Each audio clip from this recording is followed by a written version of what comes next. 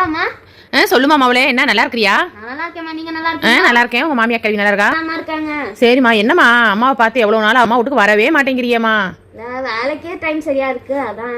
தினம் நமக்கு வேலை இருக்கதாம்மா செய்யும். நம்ம பார்த்து டைம் ஒதுக்கி வந்தாதான் வர முடியும். அதனால நீ பார்த்து வேலையை ஒதுக்கி வச்சுட்டு நீ வந்து சேரு, அம்மா பாரு, சரியா? சரிம்மா, இப்போ ஃபோன் வச்சிடறேன். சரி கண்ணு. ஸோ இப்போ எப்படி போய் அத்தை கிட்ட வந்து கேட்கறது ஊருக்கு போகிறதுன்னு? சரி, நம்மளுக்கு தான் பேச தெரியுமா, நம்ம போய் பேசலாம் ஏதாவது. சரி. என்ன மருமகளே திடீர்னு வந்திருக்கா, சொல்லு. அதெல்லாம் என் ஃப்ரெண்டு அவங்க மாமியா கிட்ட வந்து இந்த மாதிரி 2 நாள் ஊருக்கு போயிட்டாரு அத்தைன்னு சொல்லியிருக்கானா.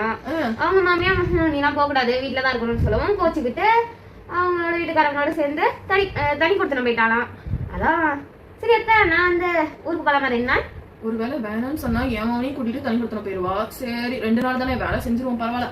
சரிம்மா, நீ போயிட்டு வா, 2 நாள் போய் பத்திரமா இருந்துட்டு வா, நான் வேலை பாத்துக்கிறேன், நானே தனி போயிட்டு வாமா. போ. Plan success.